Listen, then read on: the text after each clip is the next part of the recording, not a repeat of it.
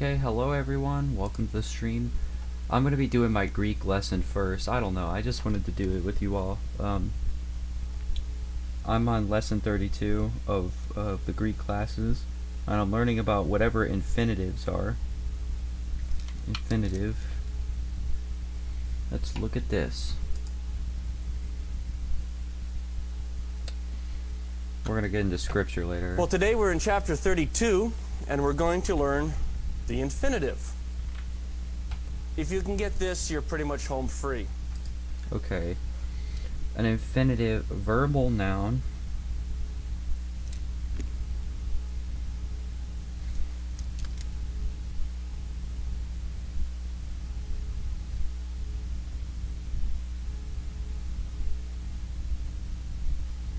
Verbal noun.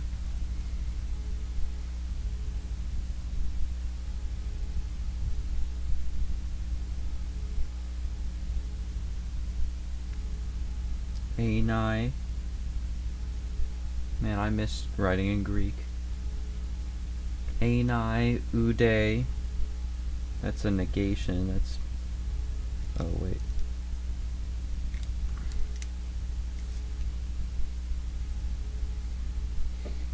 Ude, or ude, not ude. I was wrong about that. Ude.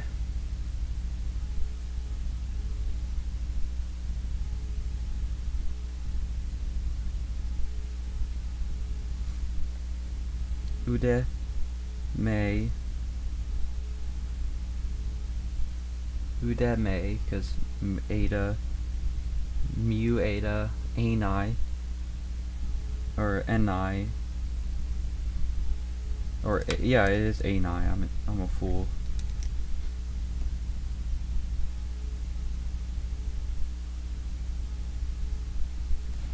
Okay, here. Wait. Let me pull up the stream chat, stream chat, so I can see you all.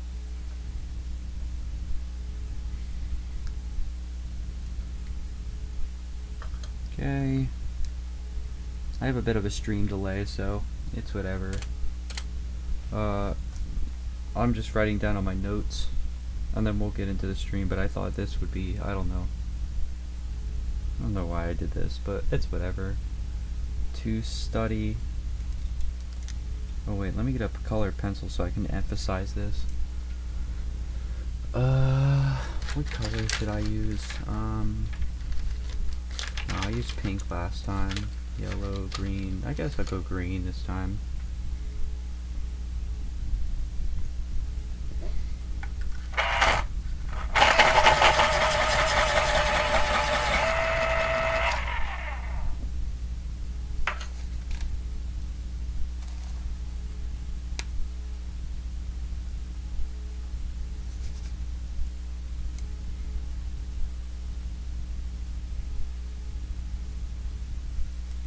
To study is my highest aspiration.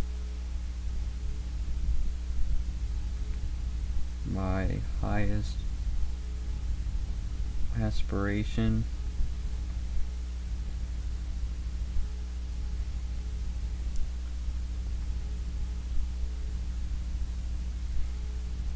Highest aspiration.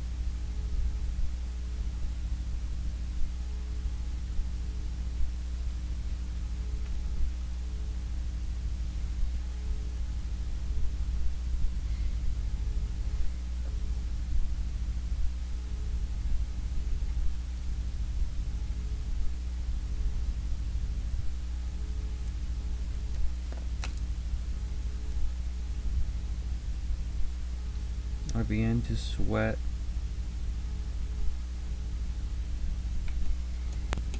When the teacher walked by.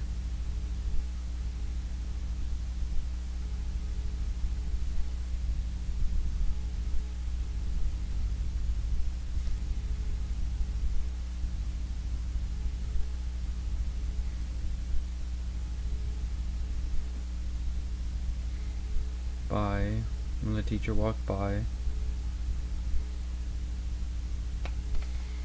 And then thirdly, the third example he gives, my favorite hobby is to eat.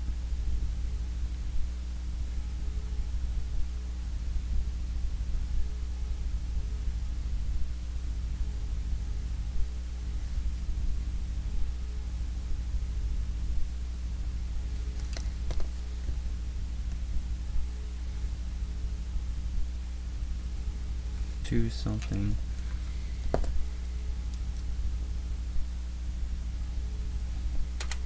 Wow, slight overstatement, but you're a good way there.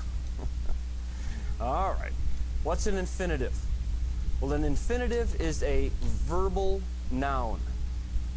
A participle is a verbal adjective. The infinitive is a verbal noun. In other words, however you form an infinitive and however you're going to translate an infinitive, you need to remember first and foremost that it is performing a substantival function. It's a verbal noun. And so in English we would say, to study is my highest aspiration. Well, we'll just pretend it is. To study is an infinitive. You form an infinitive in English by taking a verb and putting the word to in front of it. But you can see in this sentence that to study, there's your infinitive, is performing what function in the sentence? It's a subject, isn't it? If you were to say, I began to sweat when the teacher walked by. To sweat is another substantival function. It's completing the idea of the verb, isn't it? I began. I began what? I began to sweat. My favorite hobby is to eat. To eat is performing what function in the sentence? It's a predicate nominative, isn't it?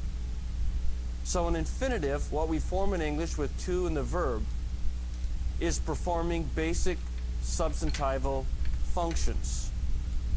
When we get into Greek, same thing. Infinitives are verbal nouns. They are indeclinable.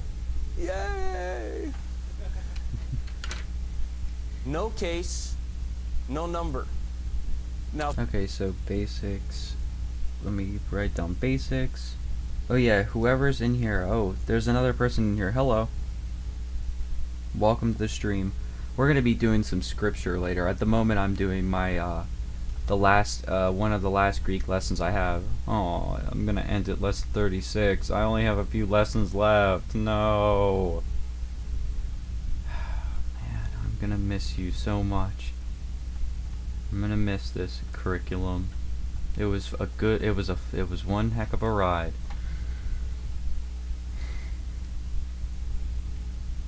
Bill Mounts is a fantastic teacher. I would love to get to meet Bill in person. Fantastic biblical teacher. Oh yeah, I wish I could have recorded this when I was looking at tongues, because there was a what was that? I'm trying to think. Oh yeah, he roasted the false tongues the other day, because we were talking about Greek subjunctives, and that one passage where it says, "Do all speak with tongues? Do all prophesy? Do all these things?" It's we know even in English that it's hyperbole, but the Greek has the may in it, and it causes it to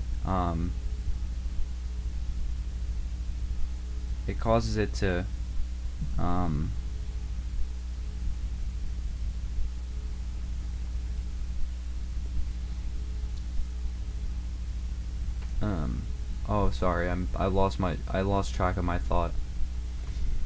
It causes it to be a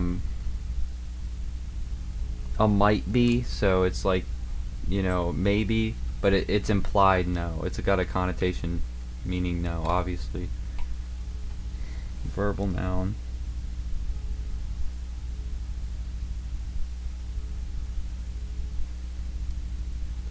Indeclinable.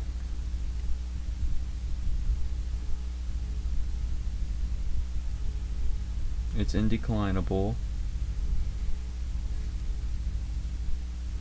Tutor article.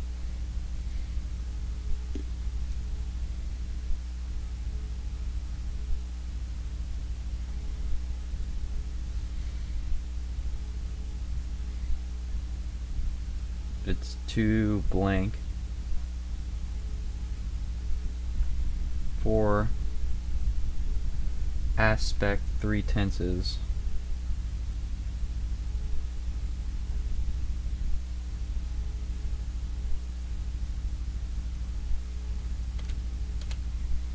Wait, whoops.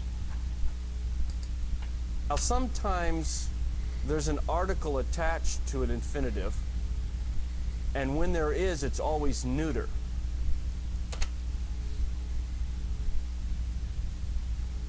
Every time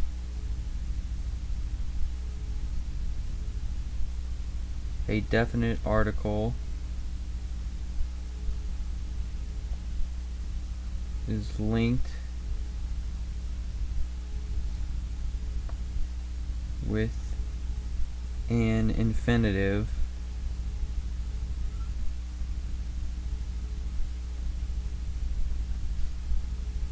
it is always neuter.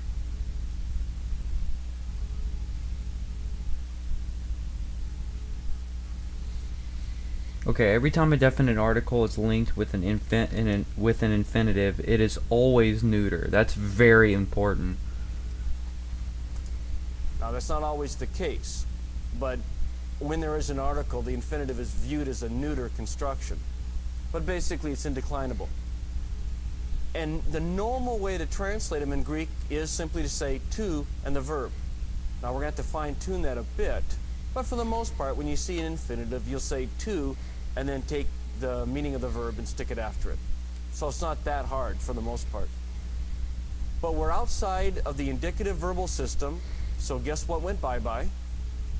No time at all. The only significance is aspect. And there's 3 infinitives because there's 3 aspects. So the infinitive that's built on the present tense stem is going to be indicating a continuous action.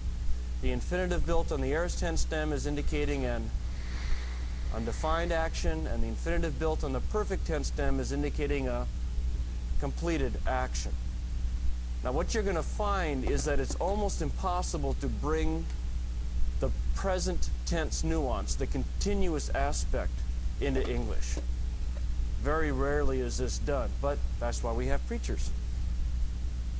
I have tried and tried and tried to find a way to simplify infinitives. In other words, to not have you simply to memorize things. I can't find it. Maybe someday someone will come up with one. But this is one of the few paradigms that you're simply going to have to learn.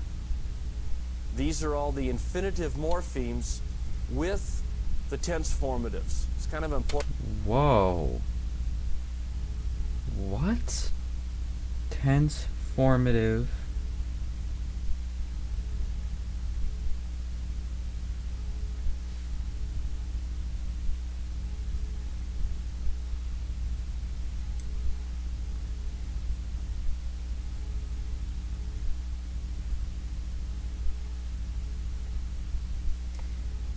With plus infinitive morphemes.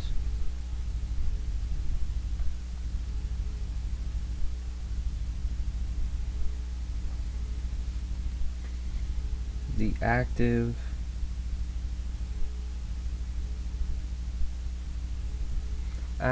middle, and passive.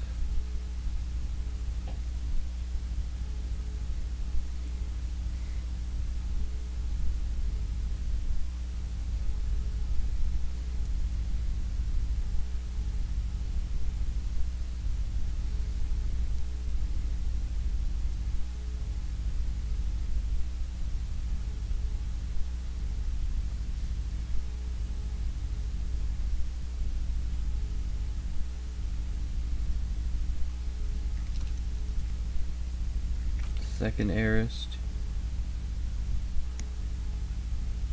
and then the perfect tense.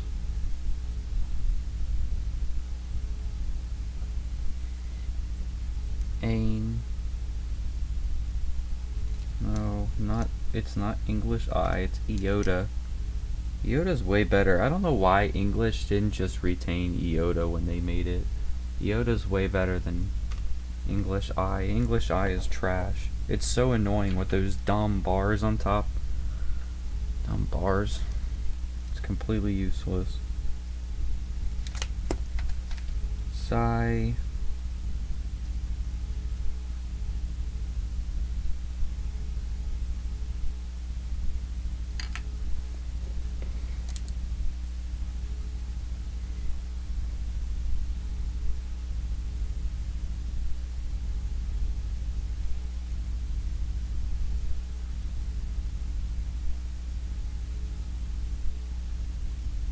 Can I?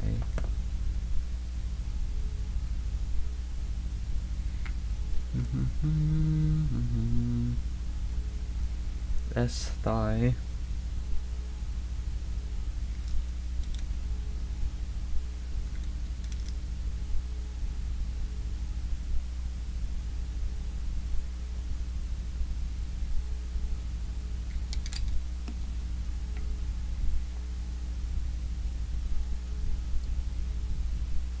Sauce thigh.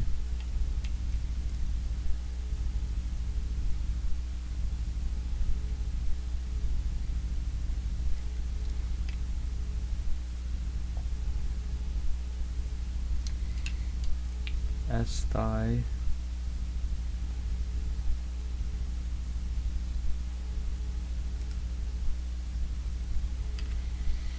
Alpha Yoda. Thigh. Okay. Thigh.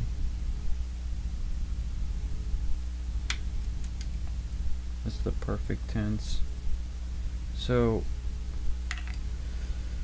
is this just the ending? So thigh is just the, is that a case ending? Huh.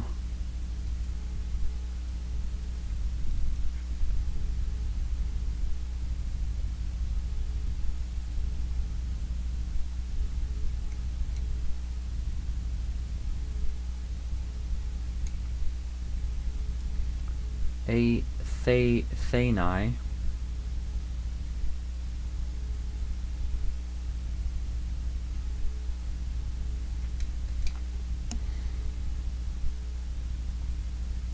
Thanai. Ani.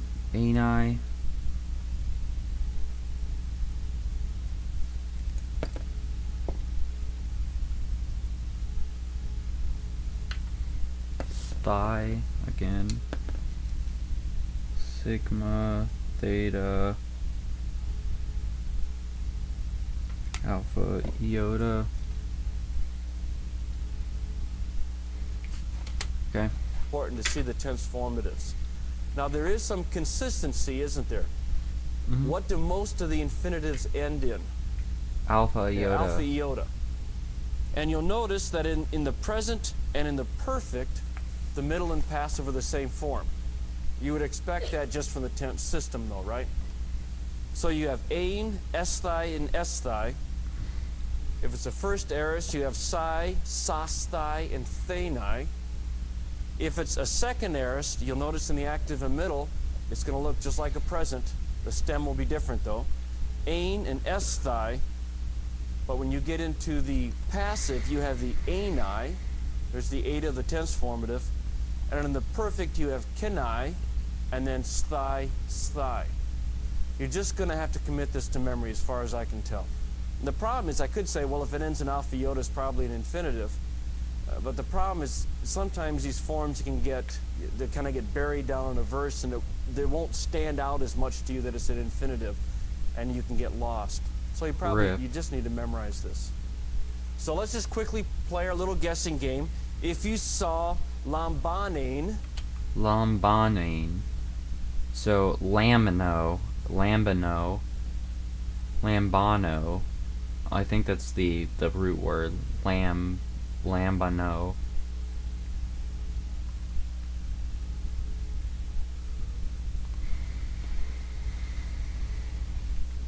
Well, we don't have really much context, so we're gonna have to say what these are. 1, 2, 3, 4, 5. Lambanane.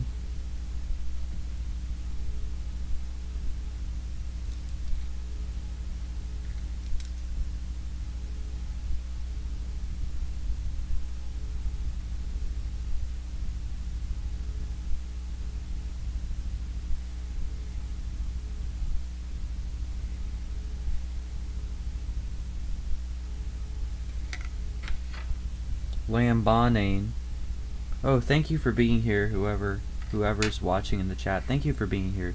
You don't have to be here now if you don't want to, but yeah, you can absolutely stay. Have a good time. I'm learning the last few lessons of Greek. I'm gonna get on in a little bit, and we're gonna do Bible study. Lambanein. So that is, if I were to guess, Lambanein.